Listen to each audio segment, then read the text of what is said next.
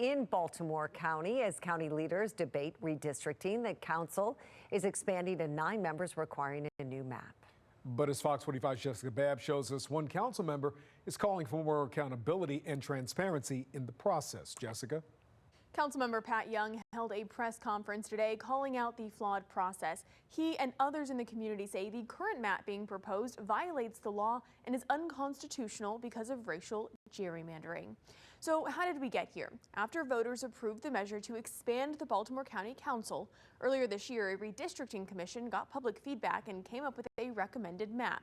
But after that, Young says the County Council released a different map that made a lot of changes. Young and members of the ACLU say rather than ensuring fair representation, the latest map packs black voters into 2 districts while diluting their voting power in other districts. Young says after discussions about those issues, he believed there would be another updated map released prior to the County Council meeting next week, where county leaders are set to discuss it. But he says so far, a new map hasn't been put out, and he's worried community members won't have enough time to review it.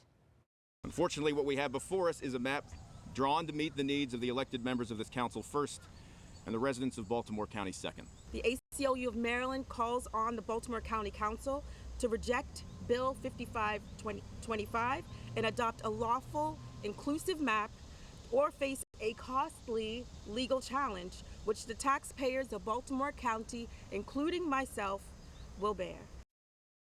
But other council members are firing back. Councilman Izzy Patoka agrees there are issues with the map and says he, Councilman Mike Ertel, and David Marks have taken a deep dive trying to address them, hoping to have a new map by next Tuesday.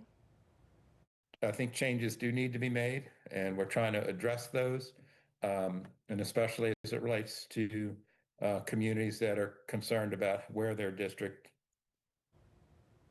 Now, in a statement, Councilman David Marks says the redistricting process has been the most extensive in county history, far more public and collaborative than the one Councilman Young may have experienced as a state legislator. These complaints are being driven by partisan activists who care more about entrenching a Democratic supermajority rather than enacting a fair and competitive map.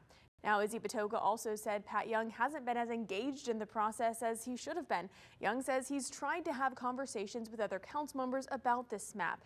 Councilman Julian Jones also just responded to me saying he supports releasing an updated map immediately and says the county deserves better than backroom maps and last-minute votes. So you can see the back and forth that's continuing to happen.